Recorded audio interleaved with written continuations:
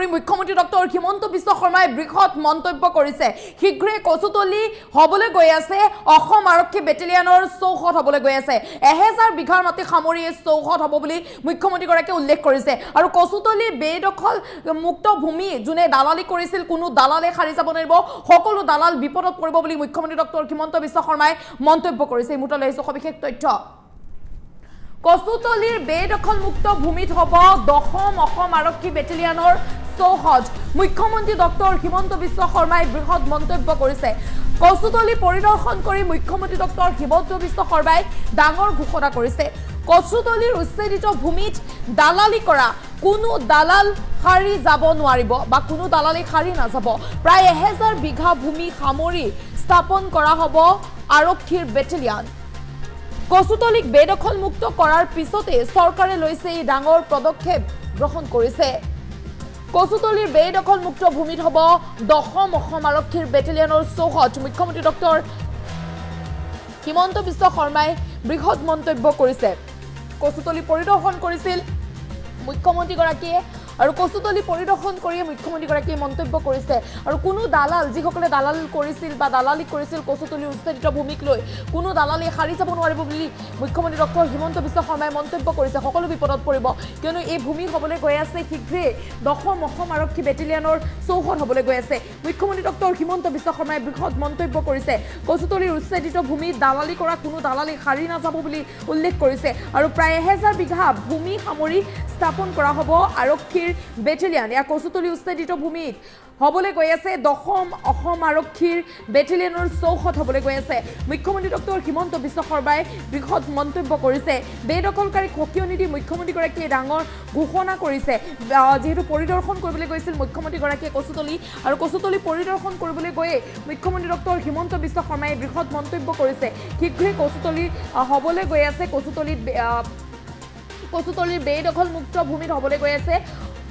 10ম অসম আৰক্ষী বেটেলিয়নৰ চৌহদ হ'বলৈ গৈ আছে মুখ্যমন্ত্ৰী ডক্টৰ হিমন্ত বিশ্ব শৰ্মাই এই কথা স্পষ্ট কৰি দিছে আৰু কচুতলিক লৈ বা কচুতলি বেদখল মুক্ত হোৱাৰ পিছত যিসকলে দালালি কৰিছিল কচুতলি উচ্ছেদিত ভূমিত যিসকলে দালালি কৰিছিল কোনো এজন দালালিও হাৰি যাব নোৱাৰিব সকলো দালালে পৰিব বিপদত মুখ্যমন্ত্ৰী ডক্টৰ হিমন্ত বিশ্ব শৰ্মাই এই মন্তব্য কৰিছে ঘোষণা কৰিছে শীঘ্ৰে হ'বলৈ গৈ আছে কচুতলি বেদখল মুক্ত ভূমি 10ম অসম আৰক্ষী বেটেলিয়নৰ চৌহদ হ'বলৈ গৈ আছে আৰু প্ৰায় 1000 বিঘা মাটি সামৰি এই অসম আৰক্ষী বেটেলিয়নৰ চৌহদ হ'বলৈ গৈ আছে বুলি মুখ্যমন্ত্ৰী ডক্টৰ হিমন্ত বিশ্ব শৰ্মাই মন্তব্য কৰিছে কচুতলি পৰিদৰ্শন কৰিছিল মুখ্যমন্ত্ৰীগৰাকী আৰু কচুতলি পৰিদৰ্শন কৰাৰ পিছতে মুখ্যমন্ত্ৰী ডক্টৰ হিমন্ত বিশ্ব শৰ্মাই বৃহৎ মন্তব্য কৰিছে শীঘ্ৰে কচুতলি বেদখলমুক্ত ভূমিত হ'বলৈ গৈ আছে 10ম অসম আৰক্ষী বেটেলিয়নৰ চৌহদ হ'বলৈ গৈ আছে বুলি মুখ্যমন্ত্ৰীগৰাকীয়ে মন্তব্য কৰিছে মন্তব্য আছে মন্তব্য আগবঢ়াইছো বেটেলিয়ন কৰিম যাতে মাটিখিনি বাকি মাটিখিনি সংৰক্ষিত কৰিব পাৰে আৰু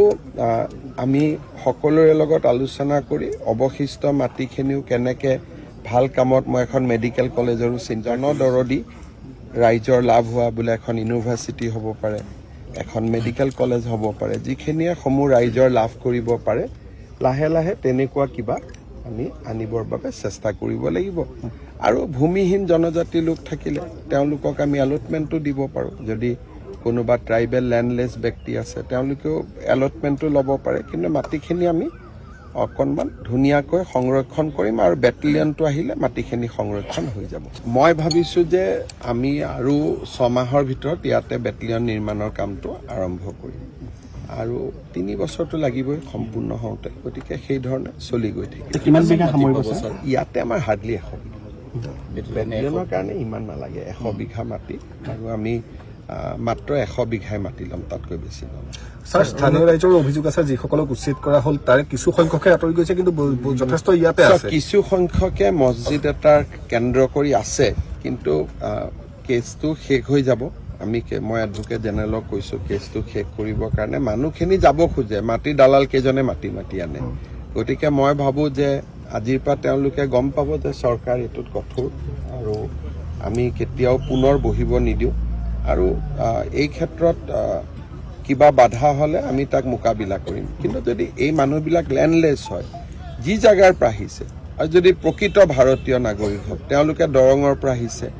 নগাঁৱৰ পৰা আহিছে, তেওঁলোকক আমি নিজৰ ঘৰৰ জেগাতে মাটি দিব পাৰোঁ। যদি লেণ্ডলেছ হয়, নতুন জেগাত আহিব নালাগে। যদি লেণ্ডলেছ হয়, ভাৰতীয় নাগৰিক হয়,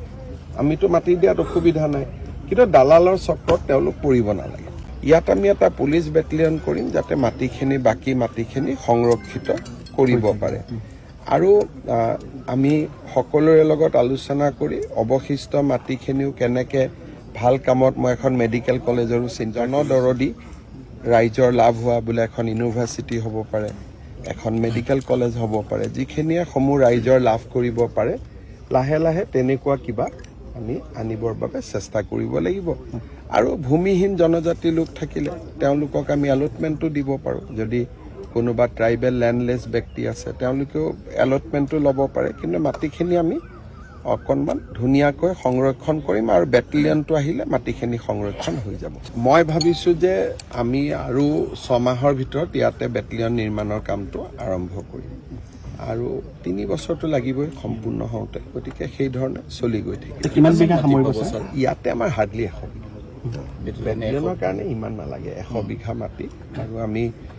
মাত্ৰ 100 বিঘাই মাটি ল'ম, তাতকৈ বেছি ল'ম। ছাৰ, স্থানীয় ৰাইজৰ অভিযোগ আছে যিসকলক উচ্ছেদ কৰা হ'ল তাৰে কিছু সংখ্যকে আঁতৰি গৈছে, কিন্তু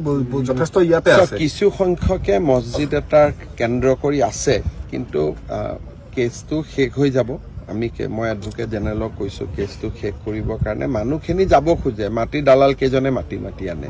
গতিকে মই ভাবোঁ যে আজিৰ পৰা তেওঁলোকে গম পাব যে চৰকাৰ এইটোত কঠোৰ, আৰু আমি কেতিয়াও পুনৰ বহিব নিদিওঁ। আৰু এই ক্ষেত্ৰত কিবা বাধা হ'লে আমি তাক মোকাবিলা কৰিম। কিন্তু যদি এই মানুহবিলাক লেণ্ডলেছ হয়, যি জাগাৰ পৰা